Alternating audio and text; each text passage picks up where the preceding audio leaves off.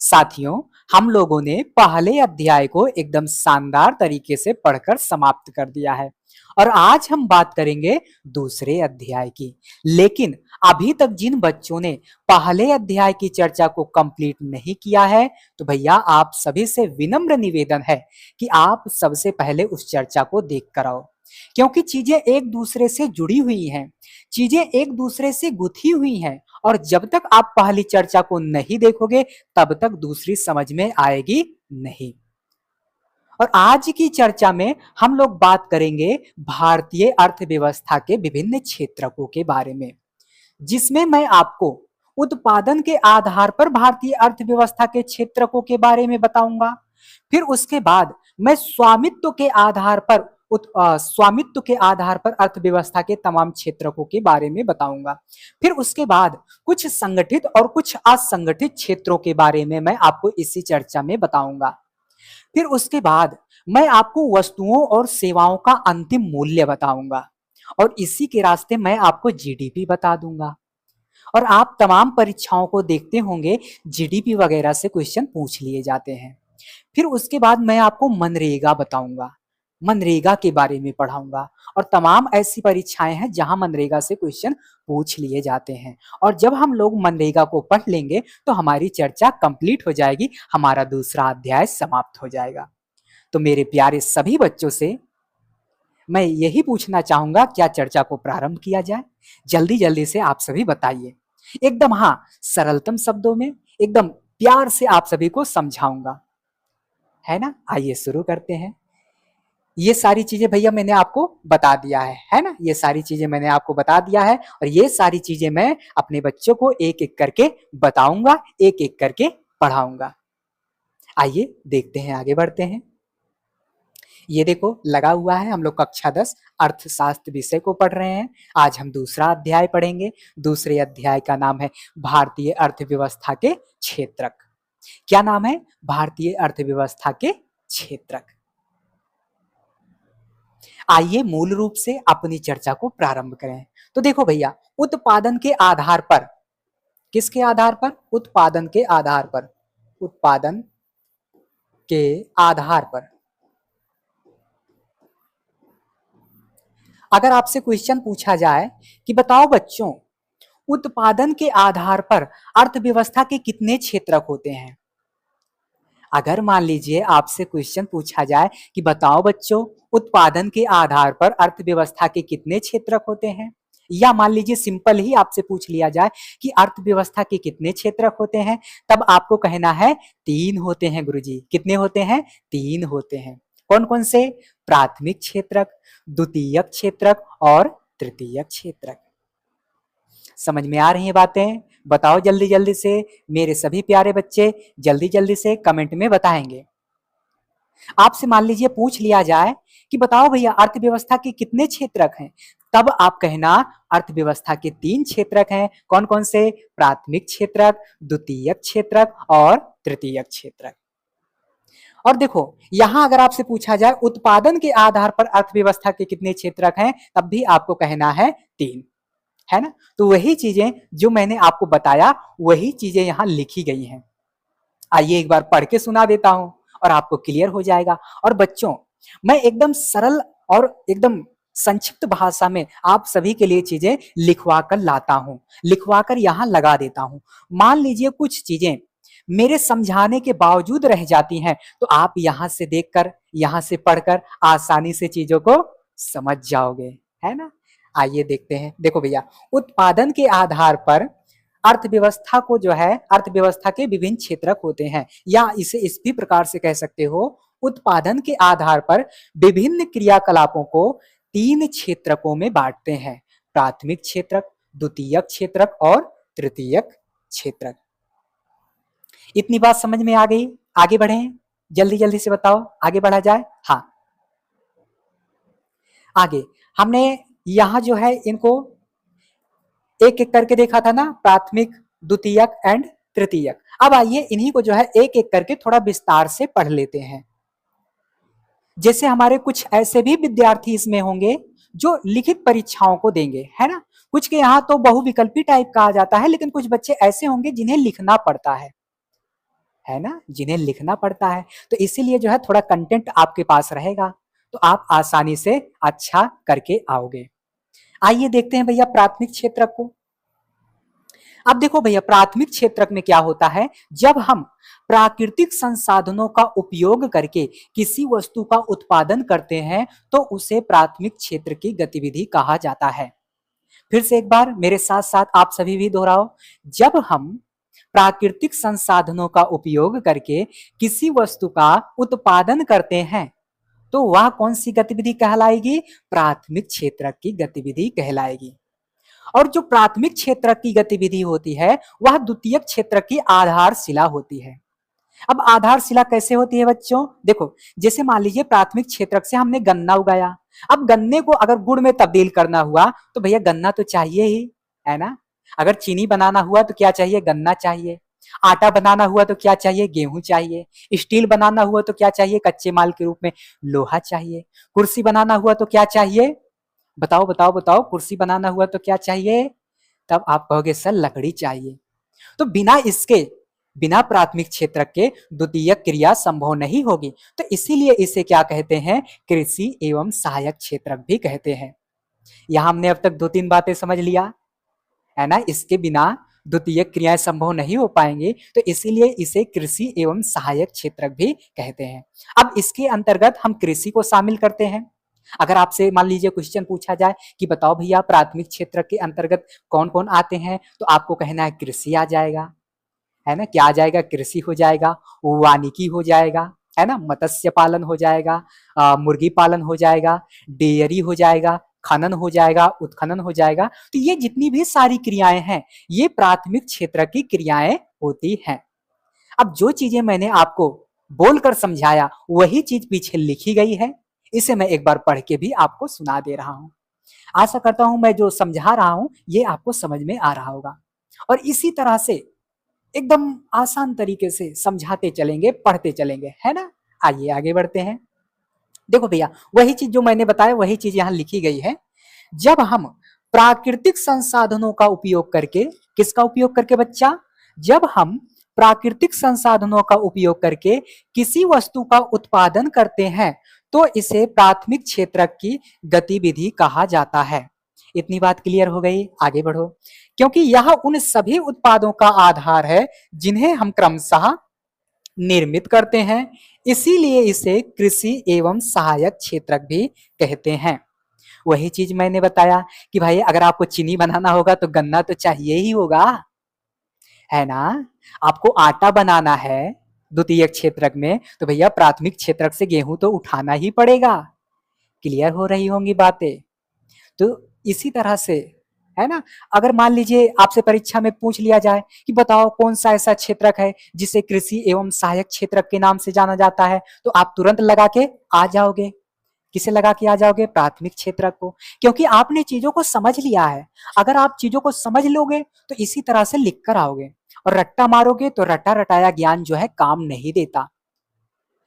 आप जो हिस्ट्री के प्रति गलत धारणा बना बैठे हैं कि हिस्ट्री बड़ी बेवफा है, शाम को पढ़ा सुबह सफा है, तो भैया ऐसा नहीं होता। आपने शाम को हिस्ट्री को पढ़ा नहीं था, शाम को हिस्ट्री को आपने रटा था। अगर आपने पढ़ा होता तो वो काफी टाइम तक रहता, लेकिन आपने क्या किया था, रट्टा मारा था। रट्टा आपने मारा और बदनाम किसे कर रहे हो, इतिहास को कर रहे हो। तो ये सब बातें नहीं चलेंगी। क्या हुआ भैया, ये सब बातें नहीं चलेंगी। आइए आगे बढ़ते हैं। यही चीज मैंने आपको बताया था कि इसके अंतर्गत कृषि आता है, वानिकी आता है, यानी कि हम बहुत सारे चीजों को जो है जंगलों से प्राप्त करते हैं, तो वानिकी हो जाएगा। पशुपालन हो जाएगा, मत्स्य पालन हो जाएगा, मुर्गी पालन हो जाएगा, डेयरी हो जाएगा, खनन एवं उत्खनन से जुड़ी जितनी भी गतिविधियां हैं ये सब की सब किस में आएंगी, प्राथमिक क्षेत्र के अंतर्गत आएंगी। आशा करता हूं मेरे प्यारे प्यारे सभी बच्चों को इतनी बात समझ में आ गई होगी, है ना, समझ में आ गई। आगे बढ़ा जाए, हाँ आगे बढ़ते हैं। अगर ना समझ में आए भैया तो आप कमेंट करना, आपको फिर से चीजें जो है समझा दिया जाएगा, आपके लिए अलग से लेक्चर, आपके लिए अलग से सेशन रख दिया जाएगा, है ना। इतनी बात समझ में आ गई भैया, आप सभी इसका एक बार स्क्रीनशॉट ले लो। क्या करोगे, आप सभी इसका स्क्रीनशॉट ले लोगे। और भैया मैंने पहले दिन से ही आपको सचेत किया है कि आप सभी लिखते रहिए। भाई आपके पास आपका लिखा हुआ नोट्स रहेगा तभी तो आप बेहतर कर पाओगे। भाई परीक्षा के समय आप देखो, इतनी मोटी मोटी किताब कौन पढ़ेगा, है ना। परीक्षा के समय इतनी मोटी मोटी किताब कौन पढ़ेगा, नहीं पढ़ पाओगे भैया। और नोट्स अगर आप बनाए रहोगे तो मैं पूरी किताब को, ये जितना भी अर्थव्यवस्था का अर्थशास्त्र का पार्ट है, इसे मैं ज्यादा से ज्यादा 20 से 22 पेज में समाप्त करवा दूंगा। और किताब आप देखोगे कम से कम 50 प्लस पेज उसमें दिया गया है, 100 के आसपास भी हो सकता है। तो नोट्स बनाओ, ये ज्यादा बेहतर है। आप अपने हाथ से लिखे रहोगे, सारी चीजें पता रहेंगे, है ना। तो नोट्स बनाते रहना। इतना समझ में आ गया। अब आइए द्वितीयक क्षेत्रक के बारे में बात कर लेते हैं। किसके बारे में भैया, द्वितीयक क्षेत्रक के बारे में। अब द्वितीयक क्षेत्रक में क्या होता है, इसमें वस्तुओं को बनाया जाता है, इसमें वस्तुओं को बनाया जाता है, वस्तुओं का निर्माण किया जाता है। इसीलिए इसे औद्योगिक क्षेत्र भी कहते हैं, क्योंकि इसका निर्माण हो रहा है, यहाँ बनाया जा रहा है। यहाँ विनिर्माण को हम शामिल करेंगे। किसे शामिल करेंगे, विनिर्माण को। और जब विनिर्माण होगा तो वस्तुएं क्या होंगी, बनाई जाएंगी, वस्तुएं निर्मित की जाएंगी। अब जब निर्मित की जाएंगी तो निर्माण का कार्य कहाँ होता है, या तो उद्योगशाला में होता है, कहीं कहीं जो है घर पे ही जो है बना दिया जाता है ना। तो इसीलिए इसे क्या कहेंगे, औद्योगिक क्षेत्रक भी कहेंगे। तो क्लियर हो गया, ज्यादा कुछ नहीं करना है। जैसे मान लीजिए इसका और भी थोड़ा समझ लीजिए, जैसे आपने, मैंने पीछे भी समझा दिया है, यहां भी समझ लो। जैसे प्राथमिक क्षेत्रक से हमने गन्ना लिया, अब गन्ने का रस वगैरह निकाल के चीनी बना दिया, तो हमने क्या किया, निर्माण किया। गुड़ बना दिया, हमने क्या किया, निर्माण किया। हमने प्राकृतिक क्षेत्र, प्राथमिक क्षेत्रक से कृषि को लिया, कृषि में हमने गेहूं को ले लिया। अब उस गेहूं को हमने आटे पिसवा दिया, पिसवा के आटा बना दिया, है ना। गेहूं को हमने पिसवाया और आटा बना दिया, आटे को पन्नी में पैक कर दिया। तो हमने क्या किया, दूसरी चीज बना दिया ना, दूसरी चीज बना दिया, उसका विनिर्माण कर दिया, उसे फिर से निर्मित कर दिया, अन्य रूप में परिवर्तित कर दिया, है ना, अन्य रूप में परिवर्तित कर दिया। और जैसे मान लीजिए हमने प्राथमिक क्षेत्रक से खनन किया, खनन से हमने कच्चा माल के रूप में लोहा निकाल लिया। अब लोहे को हमने यहां निर्मित करके क्या बना दिया, स्टील बना दिया। तो हमने क्या कर दिया, दूसरी वस्तु का निर्माण कर दिया ना, स्टील बना दिया। और उसके बाद हमने प्राथमिक क्षेत्रक से लकड़ी ले लिया। अब लकड़ी को हमने क्या किया, स्टूल बना दिया, मेज बना दिया, बेड बल्ला बना लिया। तो हमने क्या किया, दूसरी चीज बना ली ना, क्या हो गया, निर्माण हो गया, है ना बच्चों, निर्माण हो गया। तो वही इसमें आएगा द्वितीयक क्षेत्रक में। तो वही सारी चीजें यहाँ लिखी गई होंगी, जो चीजें मैंने समझाया वही चीजें यहाँ लिखी गई हैं। आइए एक बार पढ़ के सुना देता हूं, और साथ साथ जो बचा खुचा है वो भी समझ लो। आइए देखते हैं। देखिए भैया, द्वितीयक क्षेत्र की गतिविधियों के अंतर्गत प्राकृतिक उत्पादों को विनिर्माण प्रणाली के जरिए अन्य रूपों में परिवर्तित किया जाता है। वही चीज मैंने इतनी देर देर से चिल्ला चिल्ला के बताई कि यहां अन्य रूप में परिवर्तित कर दिया जाता है। क्या किया जाता है, अन्य रूप में परिवर्तित कर दिया जाता है। जैसे मैंने गेहूं का उदाहरण दिया, गन्ने का उदाहरण दिया, लोहे का उदाहरण दिया, है ना, अन्य रूप में परिवर्तित कर दिया जाता है। अर्थात यहां वस्तुएं सीधे प्रकृति से उत्पादित नहीं होती। आपने पहले में देखा, प्राथमिक क्षेत्रक में देखा कि हम प्राकृतिक संसाधनों का उपयोग करके वस्तुओं का निर्माण कर रहे हैं, है ना, वस्तुओं का उत्पादन कर रहे हैं। क्या कर रहे हैं, वस्तुओं का उत्पादन कर रहे थे। लेकिन यहां आप देखोगे सीधे प्रकृति से वस्तुएं उत्पादित नहीं होंगी, बल्कि निर्मित की जाएंगी, यानी कि बनाई जाएंगी। क्या की जाएंगी भैया, बनाई जाएंगी, बनाई जाएंगी, अन्य रूप में परिवर्तित की जाएंगी, अन्य रूप में परिवर्तित की जाएंगी, परिवर्तित की जाएंगी। समझ में आ रहा होगा प्यारे बच्चों, है ना। तो देखो यहां जो है सीधे प्रकृति से वस्तुओं का उत्पादन नहीं हो रहा है, बल्कि यहाँ विनिर्माण प्रक्रिया के जरिए वस्तुओं को क्या किया जा रहा है, निर्मित किया जा रहा है।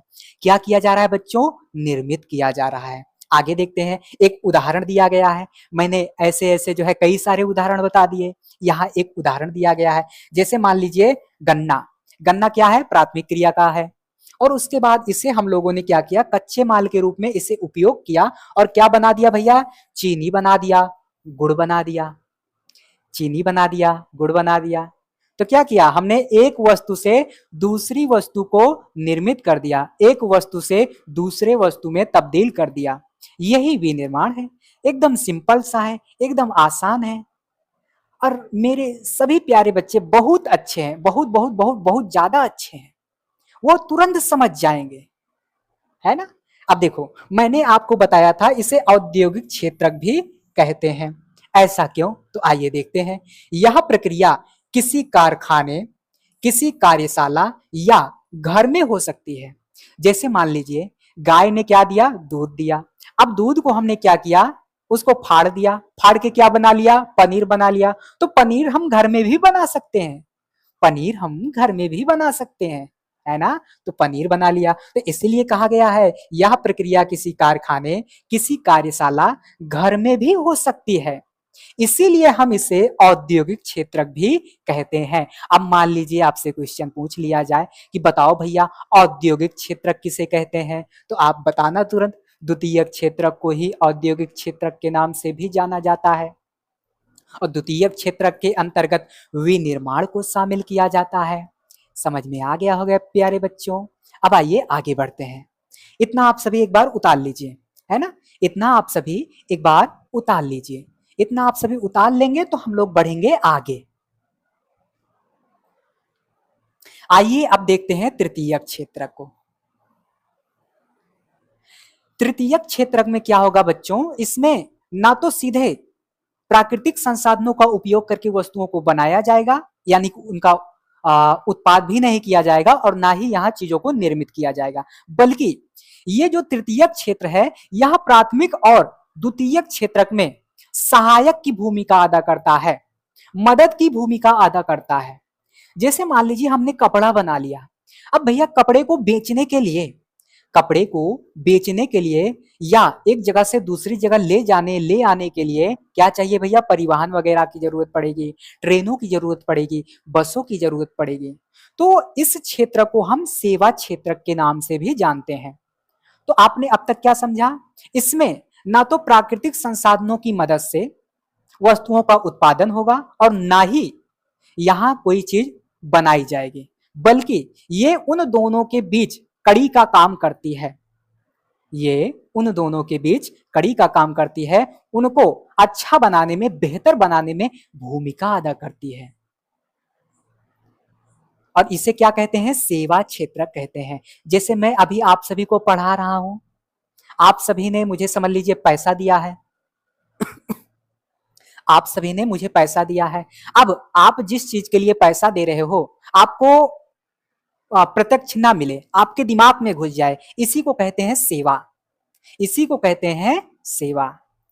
जब आप पैसे दो और पैसे के बदले में आपको कोई वस्तु ना मिले और आपके दिमाग में ही चीजें भर जाए, तो उसे कहते हैं सेवा क्षेत्रक। तो मैं आपके दिमाग में चीजों को भर रहा हूं, मैं क्या कर रहा हूं, सेवा कर रहा हूं। वहीं अगर कोई अपना किसान भाई है और वो खेती कर रहा है, तो वो किस में आएगा, प्राथमिक क्षेत्रक में। और कोई हमारा भाई बंधु है जो बिस्किट वगैरह की कंपनी में जुड़ा हुआ है और उद्योग लगाया हुआ है और बिस्किट वगैरह बना रहा है, तो कौन सा आदमी कहलाएगा, किस क्षेत्र में जुड़ा कहलाएगा, तो आपको कहना है द्वितीयक क्षेत्र का बंधु, है ना। आइए एक बार इसे मैं समझा देता हूं। एक बार तो मैंने समझा दिया, आइए पढ़ के बता देता हूं, आपको क्लियर हो जाएगा कि यहाँ दिया क्या गया है, यहाँ समझाया क्या गया है। अब देखो भैया, यहाँ कहा जा रहा है ये गतिविधियां स्वतः, वही चीज मैंने बताया, वस्तुओं और सेवाओं का, वस्तुओं का क्षमा चाहूंगा, सेवाओं नहीं रहेगा। ये गतिविधियां स्वतः वस्तुओं का उत्पादन नहीं करती हैं, बल्कि उत्पादन प्रक्रिया में सहयोग या मदद करती हैं। ये ना तो किसी चीज को बनाएंगे और ना ही किसी चीज का उत्पादन करती हैं, बल्कि ये क्या करेंगी भैया, सहयोग और मदद करेंगी। क्या करेंगी, सहयोग करेंगी और मदद करेंगी। जैसे आइए देखते हैं, जैसे प्राथमिक और द्वितीयक क्षेत्र द्वारा उत्पादित वस्तुओं को थोक एवं खुदरा विक्रेताओं को बेचने के लिए क्या चाहिए भैया, ट्रकों की, ट्रेनों की, परिवहन वगैरह करने की जरूरत पड़ती है। तो ये क्या करती है भैया, प्राथमिक और द्वितीयक क्षेत्रक में भूमिका निभाती हैं, मदद का काम करती हैं, सहयोग का काम करती हैं। कौन सी क्षेत्र, तृतीयक वाले। इतनी बात क्लियर हुआ। और ये क्या करती है भैया, सेवाओं का सृजन करता है। तृतीयक क्षेत्रक सेवाओं का सृजन करता है, इसीलिए इसे सेवा क्षेत्रक भी कहते हैं। आगे लिखा गया होगा, देखिए यही लिखा गया है, यह गतिविधियां वस्तुओं की बजाय सेवाओं का सृजन करती हैं, इसीलिए इन्हें सेवा क्षेत्रक भी कहा जाता है। अब मान लीजिए आपसे अगर क्वेश्चन पूछ लिया जाए किस क्षेत्रक को सेवा क्षेत्रक के नाम से भी जाना जाता है, तो आप तुरंत कहना कि तृतीयक क्षेत्रक। समझ में आई बात, समझ में आई। अभी एक बार जो है इसे मैं उदाहरणों के माध्यम से और समझाऊंगा, तो आपको एकदम क्लियर हो जाएगा। और जब आप समझ लोगे तो आप एकदम निश्चिंत हो जाओगे।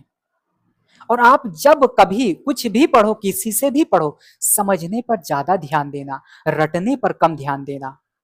मैं हमेशा यह बात इसलिए कहता हूं क्योंकि रटा रटाया ज्ञान ज्यादा देर काम नहीं आता, और अगर समझे रहोगे तो महीनों महीनों तक भुलाए नहीं भूलेगा। और हाँ, आप सभी जो है 10 जगह मत भटकिए, किसी एक टीचर, किसी एक किताब पर डिपेंड हो जाइए।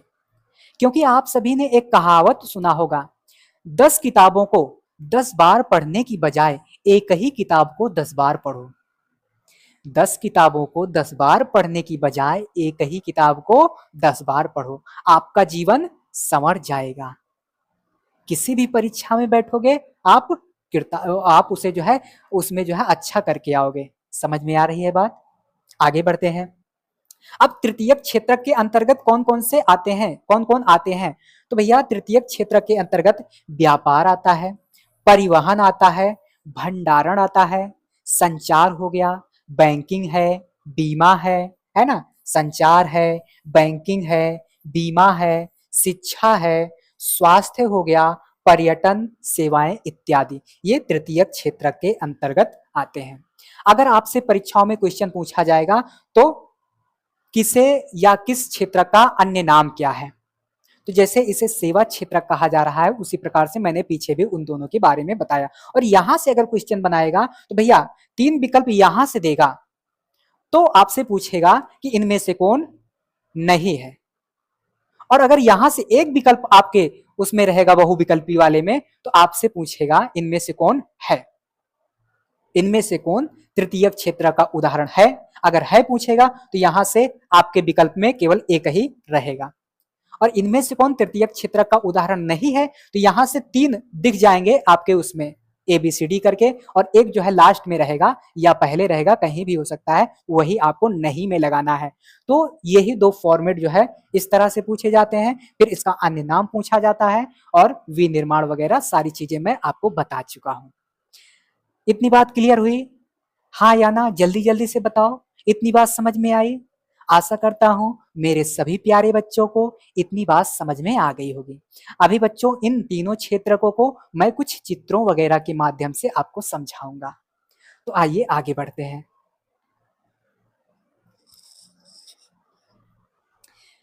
प्यारे बच्चों देखो, ये हो गया प्राथमिक क्षेत्रक। क्या हो गया बच्चा, ये हो गया प्राथमिक क्षेत्रक, है ना। ये हो गया आपका द्वितीयक क्षेत्रक, और ये आपका हो गया तृतीयक क्षेत्रक, है ना।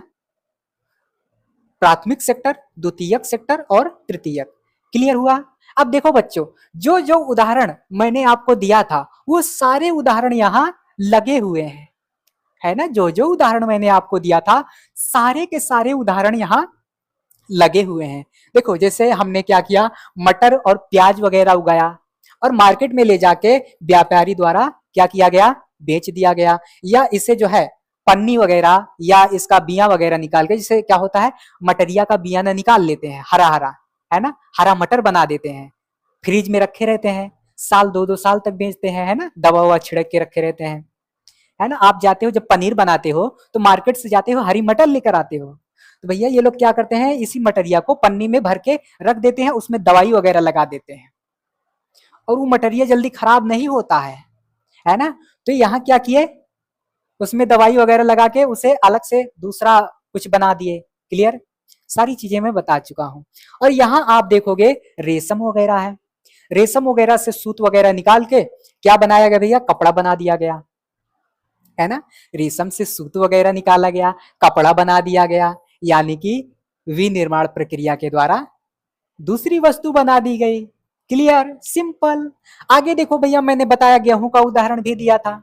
गेहूं से क्या किया भैया, आटा बना दिया, है ना। एक वस्तु से दूसरी वस्तु निर्मित कर दी गई। अब ये हमारा जो है इसको क्या बोलूं, गाय बोल दूं या भैंस बोल दूं, गाय बोलूं कि भैंस बोलूं, बताओ जल्दी जल्दी, है ना। चलो इसको हम बोलते हैं भैंसिया, है ना। ये हो गया भैंस, है ना, ये भैंस हो गया। अब ये भैंस जो है मर गया, है ना। मरने के बाद क्या हुआ बाबू, इसका चमड़ा जो है, इसका चमड़ा निकाल लिया गया और इसके चमड़े से क्या बना दिया गया, जूता बना दिया गया। और जब ये मर गया तो इसका जो है, जो सींग है, सींग ऐसे जो निकला रहता है, जो सींग है उससे क्या बना दिया जाता है भैया, कंघी वगैरह बना दिया जाता है, जिससे आप जो है अपने बाल को ऐसे संवारते हो, है ना। अपने बाल को ऐसे संवारते हो, कभी तेरे नाम, कभी क्या, है ना। संवारते रहते हो, श्रृंगार वगैरह करते रहते हो, है ना। कभी कभी कोई कोई बहुत काला रहता है तो पाउडर वगैरह लगा लेता है ना, गोरा हो जाता है। तो ये हो गया क्या भैया, प्राथमिक क्षेत्रक से द्वितीयक में क्या हुआ, दूसरी वस्तु बना दी गई। Clear, simple.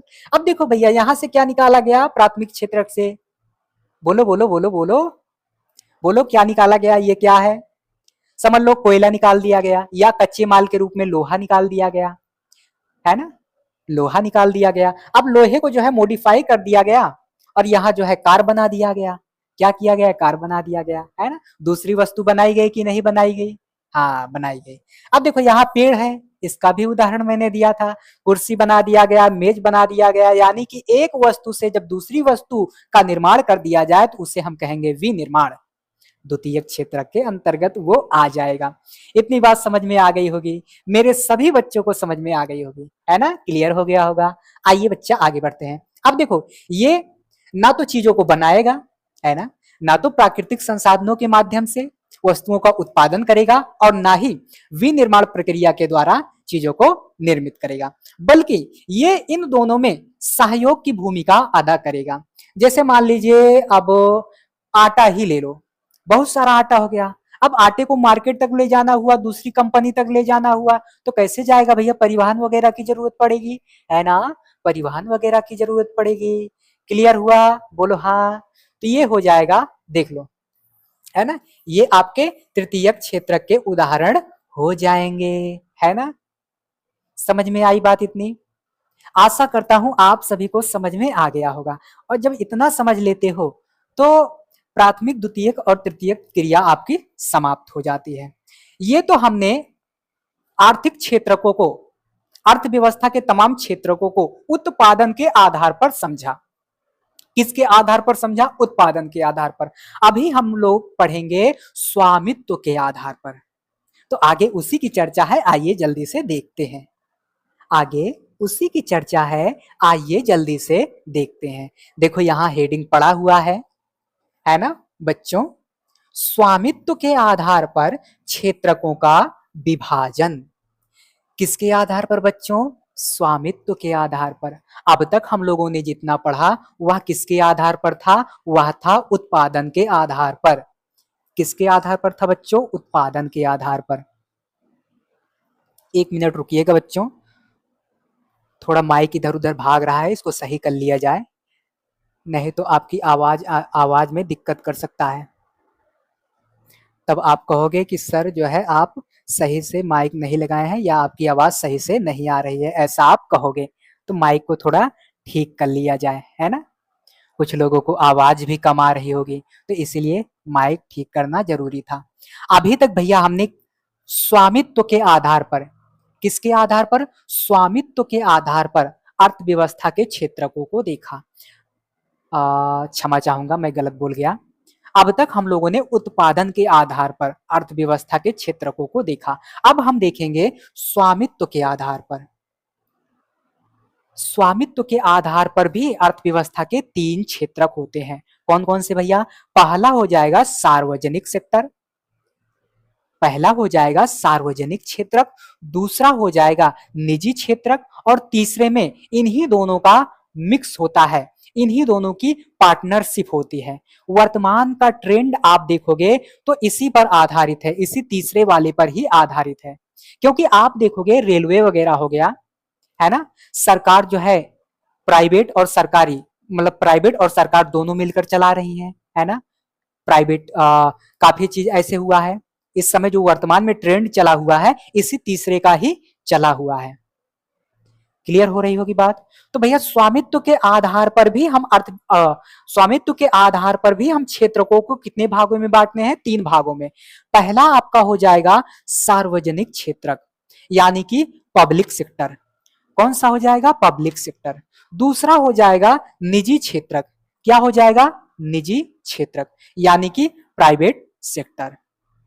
और इन्हीं तीनों को मिलाकर पब्लिक, प्राइवेट और पार्टनरशिप, यानी कि ट्रिपल पी का कॉन्सेप्ट आ जाएगा। वर्तमान में ये ट्रेंड आप देखोगे बहुत चल रहा है। सरकारें और प्राइवेट कंपनियां मिलकर काम कर रही हैं। इससे काम तो बेहतर होता है, लेकिन इसके बहुत सारे नुकसान भी हैं। इसके फायदे तो बहुत हैं, लेकिन फायदे से ज्यादा नुकसान भी है। फायदे से ज्यादा नुकसान भी है। एक बार फिर से समझ लो, स्वामित्व के आधार पर हमने क्षेत्रकों को 3 भागों में बांटा। स्वामित्व के आधार पर भी और उत्पादन के भी आधार पर अर्थव्यवस्था के 3 क्षेत्रक होंगे, 3 सेक्टर होंगे। तो स्वामित्व के आधार पर हमने 3 क्षेत्रकों को देखा। पहला आपका हो जाएगा कौन सा बाबू? सार्वजनिक क्षेत्रक, यानी कि पब्लिक सेक्टर। और दूसरा हो जाएगा निजी, प्राइवेट सेक्टर। और ये जो है तीसरा, इन्हीं तीनों को मिलाकर इन्हीं तीनों का पार्टनरशिप होगा, यानी कि ट्रिपल पी का कॉन्सेप्ट होगा, जो वर्तमान में ट्रेंड में बना हुआ है। अब आइए इनके अंदर अंदर, अब देखो सार्वजनिक यानी कि क्या है? पब्लिक। इस पर क्या किसका अधिकार होगा? किसका अधिकार होगा? सरकार का अधिकार होगा। और जहां सरकार का अधिकार होता है वह सेवाएं पब्लिक के लिए होती हैं। और इसका उद्देश्य क्या होता है? कल्याण करना, लोगों का कल्याण हो। लोगों के कल्याण के लिए ही तो सरकारें होती हैं। तो जब सार्वजनिक क्षेत्रक है, पब्लिक सेक्टर है, तो यहाँ क्या होगा? लोक कल्याण के लिए चीजें उत्पादित होंगी या बनाई जाएंगी या जो भी होता है, तो इसका काम क्या रहेगा? लोक कल्याण। ये चाहेंगे लोक कल्याण हो, और इस पर अधिकार किसका रहेगा? सरकार का रहेगा। फिर आते हैं दूसरे पर। दूसरे पर आप देखोगे, दूसरे में इसमें स्वामित्व किसका रहेगा? निजी कंपनी का, निजी सेक्टर का, है ना। और इसका उद्देश्य क्या रहेगा? ज्यादा से ज्यादा लाभ कमाया जाए, ज्यादा से ज्यादा लाभ कमाया जाए। जैसे यहां एक उदाहरण ले लेते हैं, मान लीजिए सरकारी स्कूल हो गया। अब सरकारी स्कूल है, उसमें क्या रहता है? लोक कल्याण के लिए, है ना, ताकि गरीब का बच्चा भी पढ़ सके, इसलिए क्या होता है? सरकारी स्कूल होता है। तो उसमें क्या, किस भावना के साथ जो है स्कूल को खोला गया? लोक कल्याण की भावना। लेकिन यहां आप देखोगे जो प्राइवेट स्कूल है, प्राइवेट स्कूल में आप देखोगे बस हो गया, पंखा हो गया, है ना, जैसे और भी तमाम चीजें होती हैं, सबका एक एक पाई जोड़ जोड़ के पैसा वसूला जाता है, पैसा लिया जाता है। तो प्राइवेट स्कूल का क्या काम होता है? ज्यादा से ज्यादा लाभ कमाया जाए, ज्यादा से ज्यादा लाभ कमाया जाए। तो इसका क्या उद्देश्य होगा? ज्यादा से ज्यादा लाभ कमाना। फिर ये तीसरे वाले में आप देखोगे सार्वजनिक और प्राइवेट दोनों मिलकर काम करेंगे, दोनों मिलकर काम करेंगे। तो इसका काम वर्तमान में आप देख ही रहे होंगे, जैसे रेलवे वगैरह हो गया, है ना, काफी कुछ जो है बेच दी गई है ना, दोनों के माध्यम से दोनों का पार्टनरशिप मिला लिया गया है। तो आप देख रहे होंगे, ये आपको समझ लेना है अपने आप से, बस इसमें इतना ही जानो, बहुत है। तो वही चीजें जो मैंने आपको बोलकर बताया, वही चीजें लिखी गई हैं। आइए एक बार पढ़ भी देता हूं। देखो भैया, इसमें अधिकांश परिसंपत्तियों पर सरकार का स्वामित्व होता है और सरकार ही सभी सेवाएं उपलब्ध कराती है। जितनी भी परिसंपत्तियां हैं, सब पर किसका अधिकार होता है? सरकार का। और सरकार ही सभी सेवाएं उपलब्ध कराती है। और इसका काम क्या होता है? लोक कल्याण। लोक कल्याण की भावना से ओतप्रोत ये क्षेत्रक होते हैं। इतनी बात क्लियर हुई। आइए दूसरे में, इसमें स्वामित्व और सेवाओं के वितरण की जिम्मेदारी एकल व्यक्ति या कंपनी के हाथों में होती है। और इसका मेन उद्देश्य यही रहेगा भैया, ज्यादा से ज्यादा लाभ कमाया जाए, चाहे लोगों का हित हो या ना हो, लेकिन लाभ जरूर होना चाहिए। तो इतनी बात आप सभी को क्लियर हो गई होगी, है ना, इतनी बात क्लियर हो गई होगी। और इसमें तीसरे वाले में आप देखोगे इन्हीं तीनों का, है ना, public plus private plus partnership. इसमें आप देखोगे सार्वजनिक क्षेत्रक और निजी क्षेत्रक दोनों की साझेदारी होती है, यानी कि दोनों मिलकर काम करते हैं। क्या करते हैं भैया? दोनों मिलकर काम करते हैं। इतनी बात समझ में आई?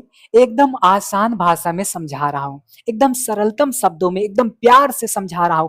अगर इसके बाद भी आप नहीं समझ पाते तब आपके लिए थोड़ा दिक्कत का प्रश्न हो सकता है। अगर ना समझ में आए, वीडियो को फिर से पीछे कर लो, फिर से एक बार देख लो, क्या पता समझ में आ जाए। है ना प्यारे बच्चों, है ना? आइए आप सभी इसको उतार लीजिए। आइए आगे बढ़ते हैं।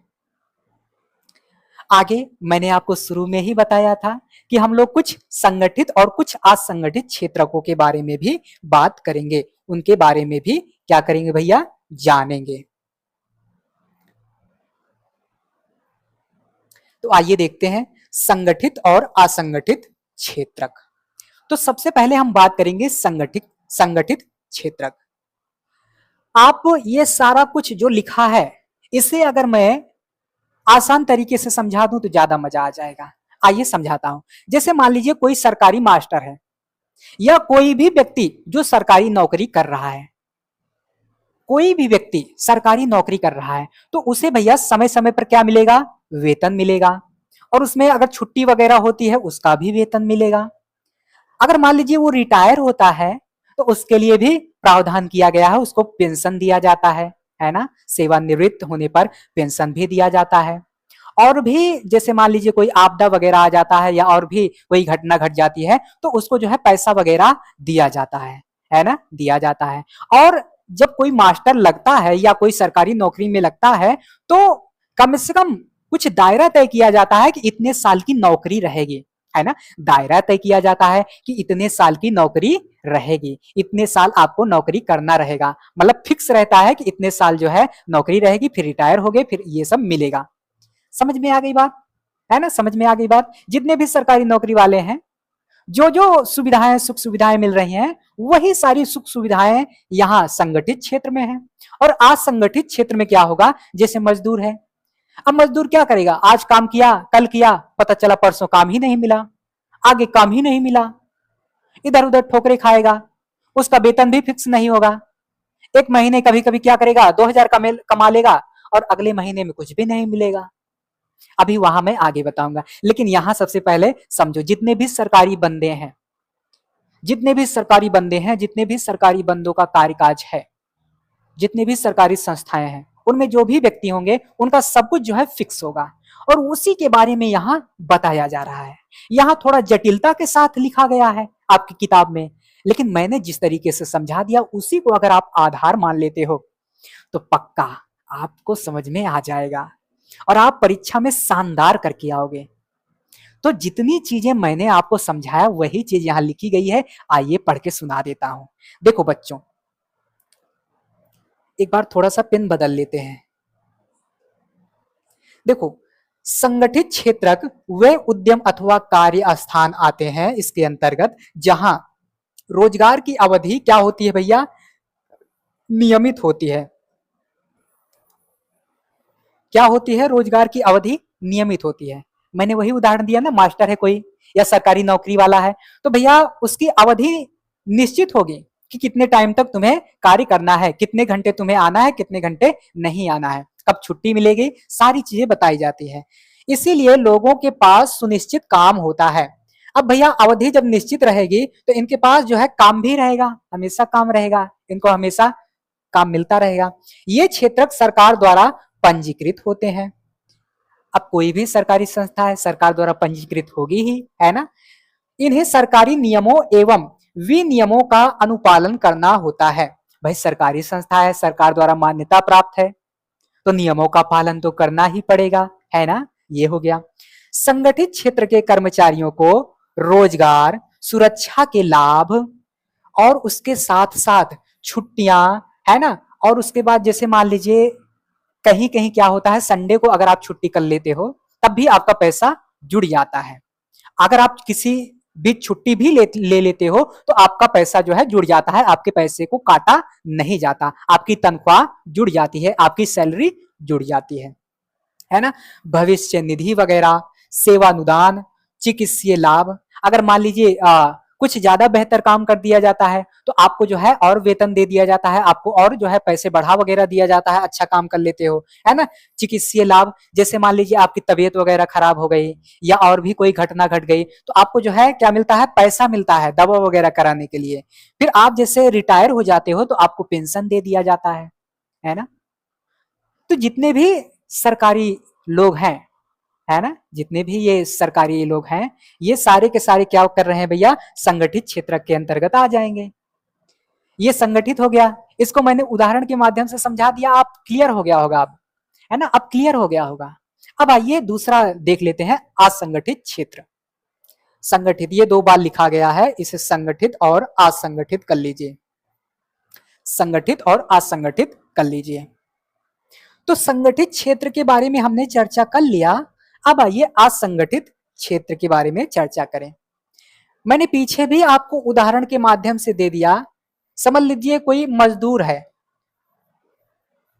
मजदूर, यहां हमने क्या उदाहरण दिया था, यहां हमने समझ लीजिए सरकारी नौकरी करने वाला, सरकारी नौकरी, मान लीजिए सरकारी नौकरी है, सरकारी नौकरी में सारी सुविधाएं आपको मिल जाएंगे, सरकारी नौकरी में सारी की सारी सुविधाएं आपको मिल जाएंगी। लेकिन यहां क्या है भैया,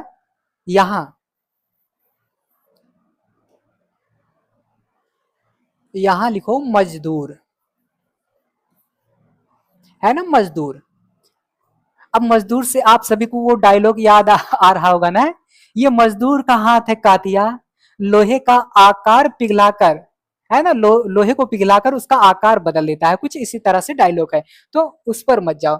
समझ लीजिए मजदूर। अब भाई मजदूर के लिए सरकारी जैसा व्यवस्था तो होगा नहीं, है ना, सरकारी नौकरी जैसी व्यवस्था तो यहाँ होगी नहीं। यहाँ मजदूर के पास आज काम है, कल है ही नहीं, पता चला एक महीने तो खूब काम है, अगले महीने काम ही नहीं है।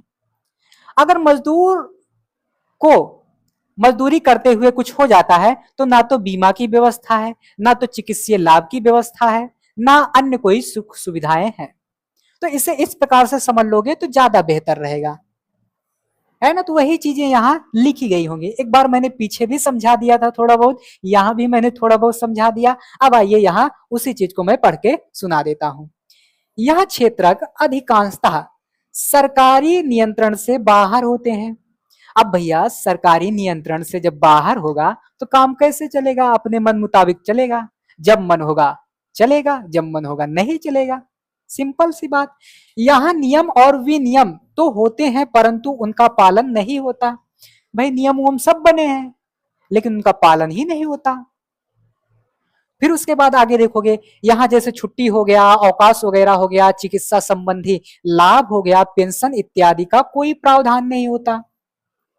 भाई आप किसी के यहाँ मजदूरी करने जा रहे हो, आप एक मजदूर हो, आप एक काम करने वाले व्यक्ति हो, आप कोई राजमिस्त्री वगैरह हो, तो आपको पेंशन वगैरह थोड़ी ना मिलेगा, आपको चिकित्सा संबंधी लाभ वगैरह थोड़ी ना मिलेगा, आपको स्वयं ही करना पड़ेगा, है ना, आपको स्वयं ही अपना देखभाल करना होगा।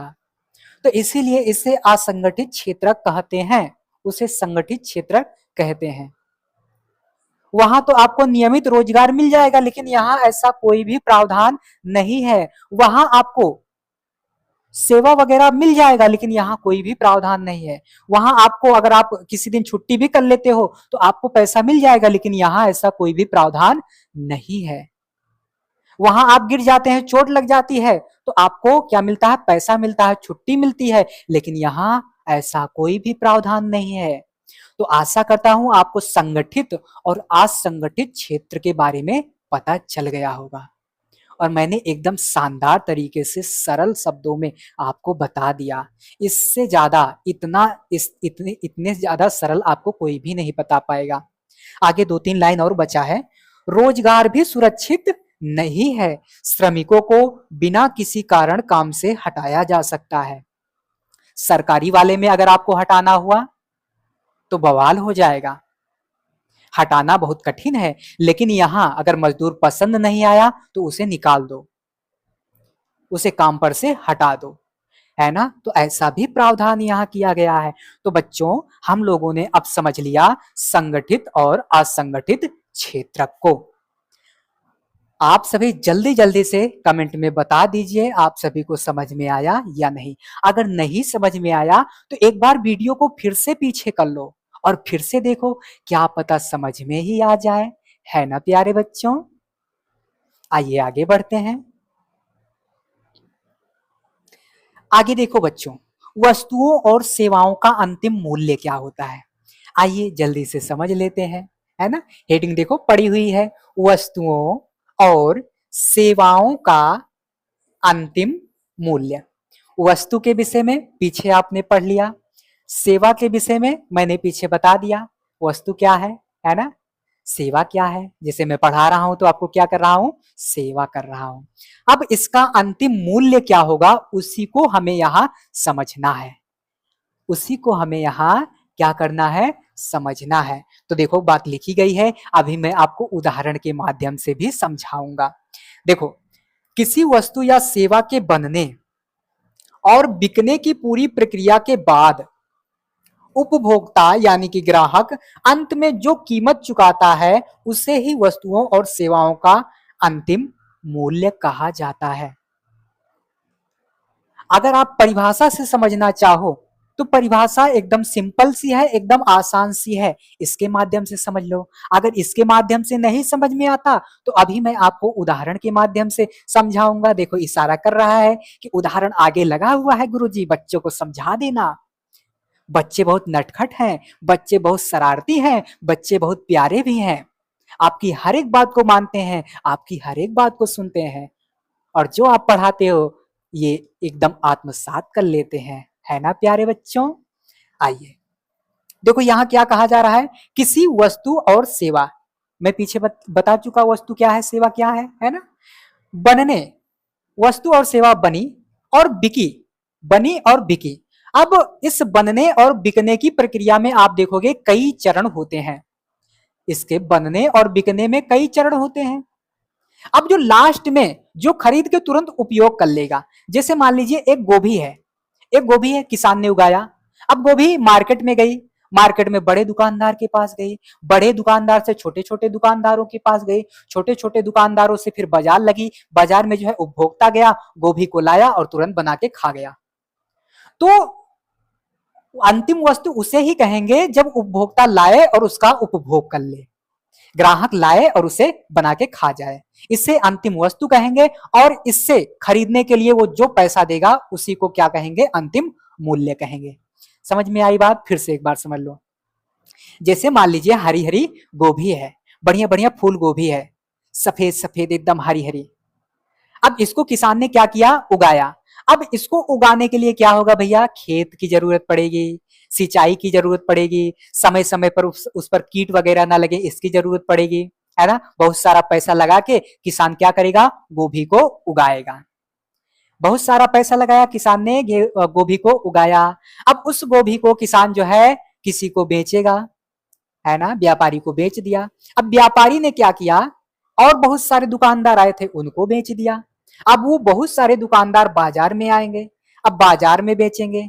अब देखो इस बीच कितनी प्रक्रियाएं हो रही हैं, गोभी लगाने वगैरह से लेकर कीटनाशक वगैरह कितने पैसे लग गए। अब हर एक का अलग अलग से तो नहीं जोड़ा जाएगा, है ना, अलग अलग से हर चीज का नहीं जोड़ा जाएगा। अब गोभी कहाँ आ गई, मार्केट में आ गई। मार्केट में अब क्या होगा, बाजार से ग्राहक जाएगा, है ना, घर से अपने ग्राहक जाएगा और ग्राहक गोभी को लाएगा और बना के खा लेगा। यानी कि जो लाए और उसका उपयोग उपभोग कर ले, और उस गोभी को खरीदने के लिए वो जो पैसा देगा वही उस वस्तु की अंतिम मूल्य होगी और वो अंतिम वस्तु मानी जाएगी। क्लियर हुआ। अभी आगे एक उदाहरण और लगा हुआ है, आसानी से आपको समझ में आ जाएगा। बिना समझाए मैं बिल्कुल भी आगे बढ़ूंगा ही नहीं, क्योंकि मेरे सारे प्यारे बच्चे समझें, सीखें, जाने, तब जो है मेरा पढ़ाना सार्थक हो जाएगा, है ना प्यारे बच्चों। अब देखिए ये हो गया ना, ये चीजें हमने पढ़ लिया कि अंतिम मूल्य उसे ही कहते हैं। आइए आगे एक उदाहरण के माध्यम से समझते हैं। आगे एक उदाहरण दिया गया है और उस उदाहरण के माध्यम से हम क्या करेंगे भैया, चीजों को समझेंगे। देखिए भैया, मान लीजिए बिस्कुट बनाना हुआ है ना, मान लीजिए बिस्कुट का निर्माण करना हुआ या बिस्कुट बनाना हुआ।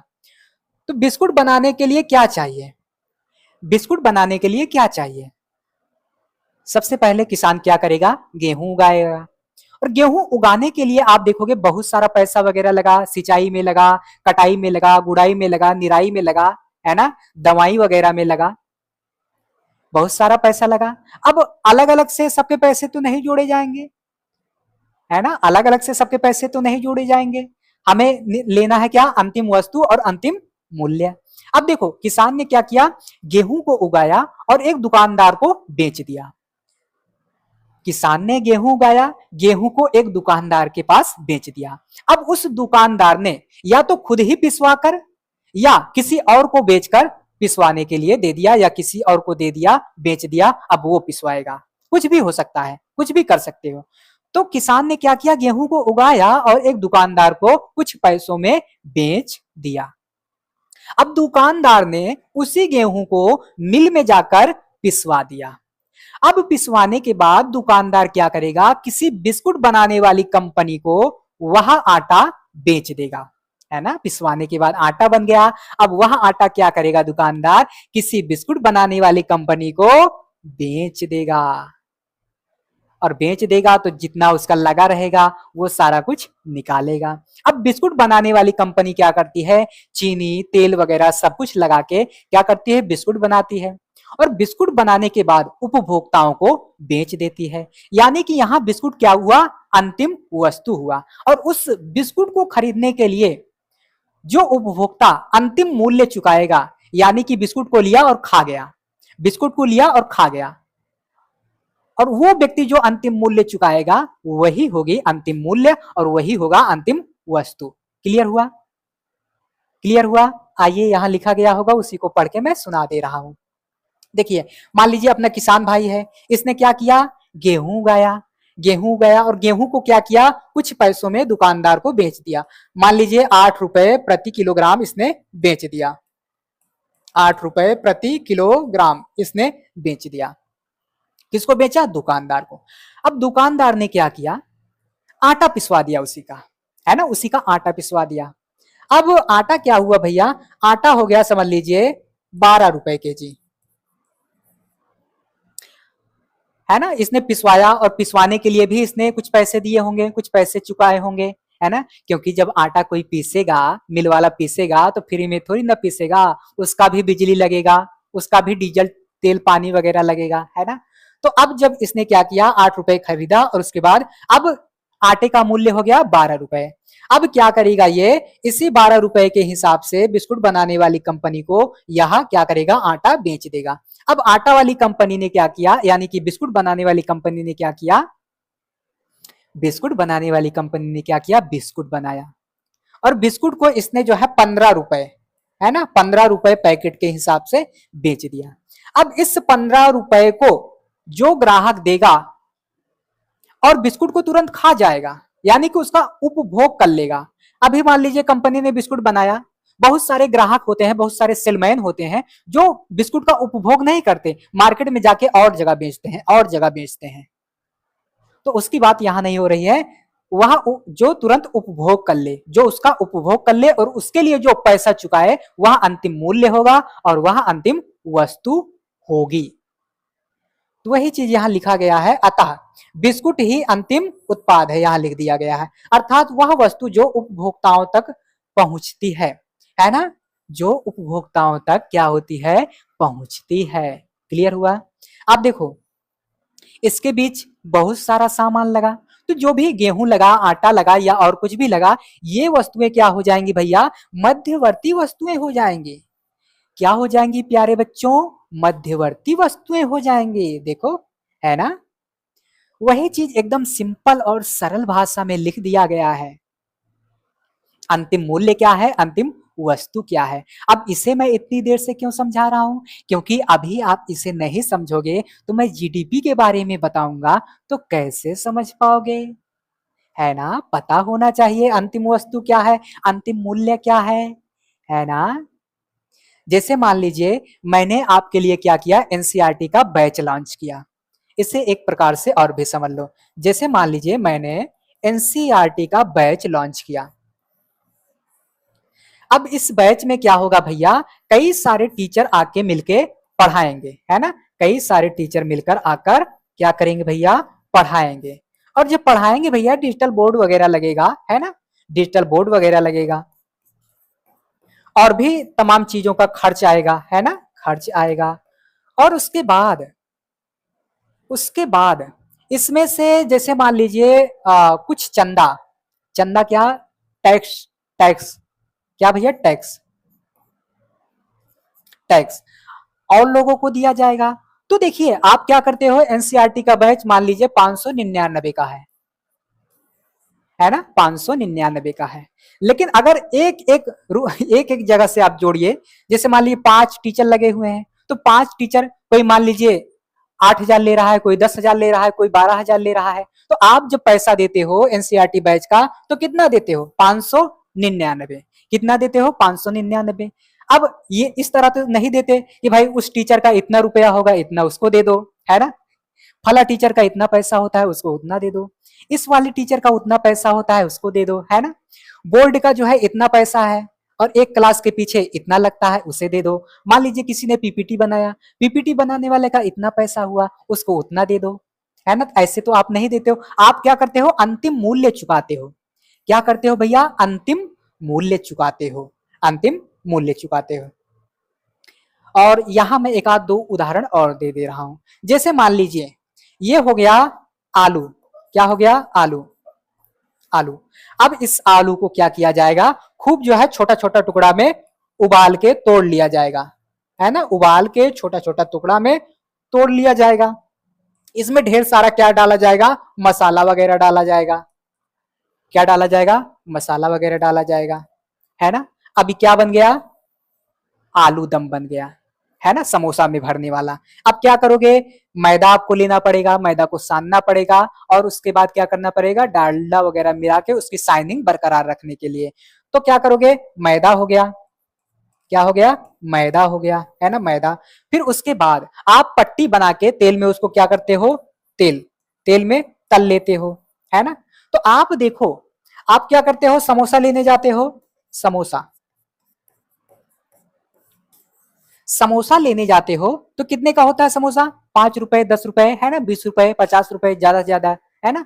तो आप क्या करते हो, समोसा लेने जाते हो तो क्या देते हो, अंतिम मूल्य देते हो। 5 रुपया का एक समोसा है, अंतिम मूल्य देते हो। लेकिन आप देखोगे उसके पहले आलू भी लगा है, मसाला भी लगा है ना, छानने के लिए तेल मैदा सब कुछ लगा है। तो आप किसका पैसा देते हो, अंतिम वस्तु का देते हो, है ना, अंतिम वस्तु का पैसा देते हो, अंतिम मूल्य चुका के आते हो। जबकि उसके पहले आप देखोगे वस्तु नंबर 1, 2, 3, 4 और मध्यवर्ती कई सारी वस्तुएं लगी होती हैं, लेकिन आप किसका पैसा चुकाते हो, अंतिम वस्तु का। किसका, अंतिम वस्तु का। एक उदाहरण और ले लो, जैसे मान लीजिए ये आपका फोन है, क्या है भैया, ये फोन है, ये आपका फोन है ना, ये टच बना है। और यहाँ जो है एक ठो आदमी है जो गा रहा है ना, गा रहा है, एक आदमी है गा रहा है। अब देखो इस मोबाइल में आप देखोगे अलग अलग कंपनियों द्वारा अलग अलग सिस्टम बनाया जाता है ना, अलग अलग कंपनियों द्वारा अलग अलग सिस्टम बनाया जाता है। अभी मैं उदाहरण आपको दे दे रहा हूं, 1 मिनट रुकिएगा।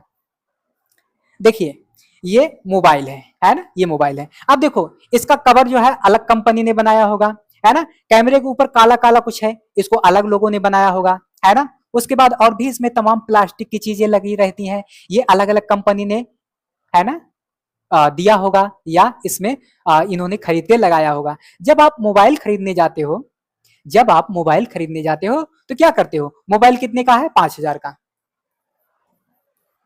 मोबाइल 5,000 का है। तो क्या करते हो आप, मोबाइल का अंतिम मूल्य देकर आते हो, मोबाइल का अंतिम मूल्य देकर आते हो और ये अंतिम वस्तु होगी। क्योंकि इसके पहले आप देखोगे इसमें बहुत सारे लोगों ने, बहुत सारी कंपनियों ने मिलकर बहुत सारी चीजों को मिल मिल के या अलग अलग जगहों से खरीद कर लगाया होगा।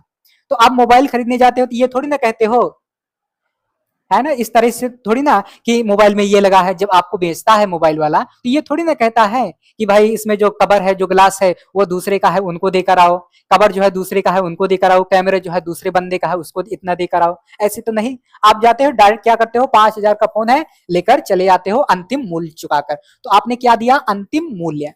लेकिन इसमें आप देखोगे कई सारी वस्तुएं लगी होती हैं, वस्तु 1, वस्तु 2, वस्तु 3, वस्तु 4, इस तरह करके, है ना। सब कुछ लगने के बाद कंप्लीट रूप से यह तैयार हो गया, है ना, कंप्लीट रूप से यह अंतिम उत्पादन के रूप में तैयार हो गया और आप क्या करते हो, अंतिम मूल्य चुकाकर आते हो।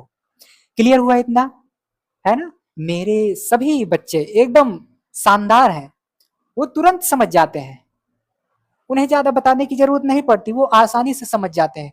तो इतना आप सभी ने समझ लिया होगा। अब आइए जीडीपी समझते हैं।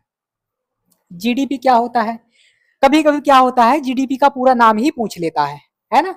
तो आपको कहना है ग्रोस डोमेस्टिक प्रोडक्ट, है ना, सिंपल। ये हो गया सकल घरेलू उत्पाद, जिसे जीडीपी भी कहते हैं। अब यहां देखो, तीनों क्षेत्रकों के उत्पादों के योगफल को देश का सकल घरेलू उत्पाद कहते हैं। यह किसी देश के भीतर किसी विशेष वर्ष में उत्पादित सभी अंतिम वस्तुओं और सेवाओं का मूल्य है। वही चीज मैंने आपको बताया ना, अंतिम वस्तुओं और सेवाओं का क्या है, मूल्य है। अब भैया मान लीजिए मैंने जिस तरीके से जो जो उदाहरण दिया, वस्तु 1, वस्तु 2, वस्तु 3, अगर इस तरह से होगा तो हम एक ही वस्तु को कई बार काउंट कर लेंगे। तो इसीलिए हम क्या जोड़ते हैं, अंतिम मूल्य और अंतिम वस्तु, है ना, वस्तुओं और सेवाओं का अंतिम मूल्य, अंतिम वस्तु और अंतिम मूल्य। क्लियर। तो वही है जीडीपी, तीनों क्षेत्रकों के उत्पादों के योगफल को देश का सकल घरेलू उत्पाद कहते हैं। यह किसी देश के भीतर किसी विशेष वर्ष में उत्पादित सभी अंतिम वस्तुओं और सेवाओं का मूल्य है। देश के भीतर, है ना, ये भी नोट रखे रहो, देश के भीतर, ये आप जो है नोट किए रहो, है ना, ये आप जो है नोट जरूर किए रहो। अब देखो इसमें क्या होता है, कभी कभी मान लीजिए दूसरी कंपनी है और वो यहां आके कंपनी लगा चुकी है, यहां लगा के उत्पादन कर रही है, तो उसे यही के, उसे हमारे यहाँ के ही जीडीपी में काउंट किया जाएगा। और मान लीजिए हमारे यहाँ की कोई कंपनी है, वो किसी दूसरे देश में जाके उद्योग लगाई हुई है, तो उसे जो है यहाँ के जीडीपी में नहीं काउंट किया जाएगा, इसे जहां वो अपनी कंपनी को लगाया है वहीं काउंट किया जाएगा। तो ये कुछ सिंपल सी मूलभूत बातें हैं, आप इन सब चीजों को जानते रहिए। इतनी बात हो गई जीडीपी के बारे में, अभी थोड़ी और है, 2-4 बातें जान लो। अब देखो भैया जीडीपी क्या करती है, जीडीपी अर्थव्यवस्था की विशालता को प्रदर्शित करता है, यानी कि एक साल में आपके यहाँ कितना उत्पादन हुआ इसकी जानकारी जीडीपी आपको देता है। आगे क्या लिखा गया है, जीडीपी में सबसे अधिक योगदान तृतीयक क्षेत्रक का है। जीडीपी में सबसे ज्यादा योगदान किसका है, तृतीयक क्षेत्रक का है ना बाबू। आगे देखो, तथा सबसे कम योगदान प्राथमिक क्षेत्रक का है। जीडीपी में सबसे ज्यादा योगदान किसका है, तृतीयक क्षेत्र का, तृतीयक क्षेत्रक का, और सबसे कम आप देखोगे प्राथमिक क्षेत्रक का। लेकिन भारत में क्या है, तृतीयक क्षेत्रक की बजाय प्राथमिक क्षेत्रक में सबसे ज्यादा लोग जुड़े हुए हैं। ऐसा इसलिए क्योंकि द्वितीयक और तृतीयक क्षेत्रक में अभी भी सेवाओं वगैरह का जो है भारी मात्रा में उत्पाद वगैरह नहीं हो पाया है, उपलब्ध नहीं हो पाए हैं संसाधन वगैरह, है ना। ये देखो, किंतु फिर भी भारत में सबसे अधिक नियोक्ता प्राथमिक क्षेत्र में लगे हुए हैं। इसका प्रमुख कारण यह है कि अभी भी द्वितीयक और तृतीयक क्षेत्र में रोजगार के पर्याप्त अवसरों का सृजन नहीं हुआ है। मैंने पीछे आपको समझाया कि जीडीपी में सबसे ज्यादा योगदान किसका है, तृतीयक क्षेत्र का, और सबसे कम योगदान किसका है, प्राथमिक का। लेकिन भारत में सबसे ज्यादा लोग किस क्षेत्र से जुड़े हुए हैं, कृषि, प्राथमिक क्षेत्र से, प्राथमिक सेक्टर से जुड़े हुए हैं। ऐसा इसलिए क्योंकि अभी भी आप देखोगे इसमें, किसमें, द्वितीयक और तृतीयक में रोजगार वगैरह का सृजन नहीं हो पाया है। इसीलिए सब क्या है, अभी भी काफी हद तक सबसे ज्यादा लोग भारत में प्राथमिक क्षेत्र के साथ ही जुड़े हुए हैं। इतनी बात आप सभी को समझ में आ गई होगी, है ना प्यारे बच्चों, है ना। आइए आगे बढ़ते हैं। आगे आगे आप देखोगे महात्मा गांधी राष्ट्रीय ग्रामीण रोजगार गारंटी अधिनियम कब पारित हुआ? 2005 में, और उसके बाद 2006 में कुछ जिलों में इसे लागू किया गया और 2008 में संपूर्ण भारत में इसे लागू कर दिया गया। इसमें भैया जो कार्य करने में कुशल है, जो काम कर सकते हैं, वयस्क व्यक्ति होने चाहिए। अब ये नहीं कि कोई नाबालिग व्यक्ति हो और उसको यहाँ जो है रोजगार मिले, तो ऐसा नहीं है। यहाँ वयस्क सदस्य जो जिनको कोई भी काम धाम नहीं मिला है, जो बेरोजगारी से जूझ रहे हैं, ऐसे सभी व्यक्तियों को क्या होगा, यहाँ ग्रामीण क्षेत्र में 100 दिनों की रोजगार की गारंटी दिया जाएगा। 100 दिन का रोजगार इसके तहत आपको मिलेगा। और जिसे कहीं कहीं आप देखते हो सूखा प्रभावित क्षेत्र है या जनजातीय क्षेत्र है, तो यहाँ इसके काम के दिनों की संख्या बढ़ जाती है, वो 150 हो जाती है ना। और देखो मनरेगा के अंतर्गत क्या होता है, अगर 15 दिन के भीतर रोजगार उपलब्ध नहीं कराया गया तो वह दैनिक बेरोजगार भत्ते का हकदार होगा, है ना। क्लियर हुआ इतना? तो ये कुछ बातें हैं जो आपको जान लेना चाहिए। अगर बहुविकल्पीय क्वेश्चन बना तो सिंपल सिंपल इस तरीके से बन जाएगा, है ना, इस तरीके से बन जाएगा। लेकिन कहीं कहीं हमारे बहुत सारे विद्यार्थी इसमें देख रहे होंगे इस चर्चा को, जो लिखित परीक्षा में यानी कि लिख कर आएंगे, तो उनके लिए पर्याप्त जो है कंटेंट उपलब्ध करा दिया गया है भैया। आप जो है आराम से चीजों को देख सकते हो, चीजों को लिख सकते हो। इतनी बात क्लियर हुई? एक बार पढ़ देता हूं। मनरेगा का उद्देश्य किसी वित्तीय वर्ष में यानी कि एक साल में ग्रामीण परिवार में जो कार्य करने में कुशल हैं, कार्य कर सकते हैं, वयस्क हैं, कार्य कर सकते हैं, वयस्क हैं। क्लियर इतनी बात? उनको 100 दिन के रोजगार की गारंटी इसके तहत मिलेगी। प्रत्येक ग्रामीण परिवार के सभी वयस्क सदस्यों को जिन्हें काम की जरूरत है, उन्हें 100 दिनों के रोजगार की जो है गारंटी यहाँ दी जाती है। ये सारी चीजें मैं बता चुका हूं, इससे ज्यादा और क्या ही मैं बताऊं। बताने को तो और भी बहुत सारी बातें हैं, चाहूं तो मैं चर्चा को आगे भी बढ़ा सकता हूं, लेकिन मेरे प्यारे बच्चे आप सभी ऊब जाओगे, क्योंकि 1 घंटे से ऊपर चर्चा हो चुकी है ना, 1 घंटे से ऊपर चर्चा हो चुकी है। आइए आगे बढ़ते हैं। आगे धन्यवाद का इशारा। तो साथियों, मेरे प्यारे बच्चों, आज के लिए बस इतना ही। फिर मिलेंगे एकदम शानदार और सरल भाषा में चर्चा लेकर तीसरे अध्याय की। तब तक पढ़ते रहिए और जो भी छूटा है आप सभी उसे तैयार करते रहिए, नोट्स बनाते रहिए, बार बार रिवीजन करते रहिए। ये सब करने से आपकी परीक्षा एकदम शानदार होगी। आप परीक्षा में एकदम शानदार करके आओगे, धुआं धुआं उड़ा के चले आओगे, है ना। हमारे बहुत सारे बच्चे बोलते हैं कि सर हम धुआं उड़ा देंगे। हाँ तो बच्चों, आप अपनी लिखावट की रफ्तार इतनी तेज कर लीजिए कि जब आप परीक्षा में बैठो तो धुआं धुआं उड़ जाए। क्या हो जाए? धुआं धुआं उड़ जाए। तो बहुत बहुत धन्यवाद बच्चों, फिर मिलते हैं।